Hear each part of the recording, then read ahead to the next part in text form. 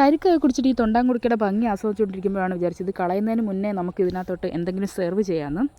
അങ്ങനെ ഞാൻ അത് അടുക്കളപ്പുറത്തെത്തിയപ്പോൾ നമ്മുടെ പാലിരിപ്പുണ്ട് കേട്ടോ.